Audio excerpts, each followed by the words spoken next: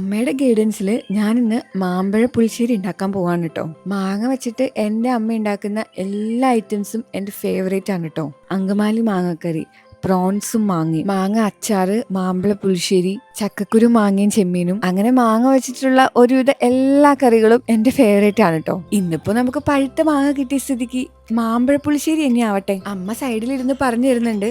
അപ്പോൾ അതുപോലെയാണ് ഞാൻ ഉണ്ടാക്കാൻ നോക്കുന്നത്. പഴുത്ത മാങ്ങ തൊലി കളഞ്ഞ് മുളകുപൊടി, മഞ്ഞപ്പൊടി, ഉപ്പ്, കുറച്ച് മധുരത്തിന് വേണ്ടിയിട്ട് ശർക്കരയും കൂടി ആഡ് ചെയ്യുന്നുണ്ട് കേട്ടോ. ഇനി നമുക്ക് നേരെ കിച്ചണിലേക്ക് പോവാം. ബാക്കി പണികൾ അവിടെ. മുളക്, ഇഞ്ചി, വേപ്പില ഇത്രയും കൂടി ഇട്ടിട്ട് നന്നായിട്ടൊന്ന് വേവിച്ചെടുക്കണം. ഒരു 10-15 മിനിറ്റ് വേവിച്ചാൽ മതി. ആ ഗ്യാപ്പിൽ നമുക്ക് കുറച്ച് ചെറിയുള്ളിയും തേങ്ങയും ജീരകവും കൂടി മിക്സ് ചെയ്ത് അരപ്പ് റെഡിയാക്കി വെക്കാം. ഇത് വെന്ത് കഴിയുമ്പോൾ ഇതുപോലെ ഒന്ന് ഒഴിച്ച് ചെറുതായിട്ടൊന്ന് ഇളക്കി കൊടുക്കുക. ഇനി ലാസ്റ്റ് സ്റ്റെപ്പ്, കുറച്ച് വെളിച്ചെണ്ണ ചൂടാക്കിയിട്ട് ഉലുവ, കടുക്, വറ്റൽമുളക്, വേപ്പില ചെറുതായി ഒന്ന് താളിച്ച് ലാസ്റ്റ് കുറച്ച് മഞ്ഞൾപ്പൊടിയും കൂടി ഇട്ട് കറിയിലേക്ക് ഒഴിക്കാം. ഈ കറി ഇത്ര സിമ്പിൾ ആയിരുന്നോ?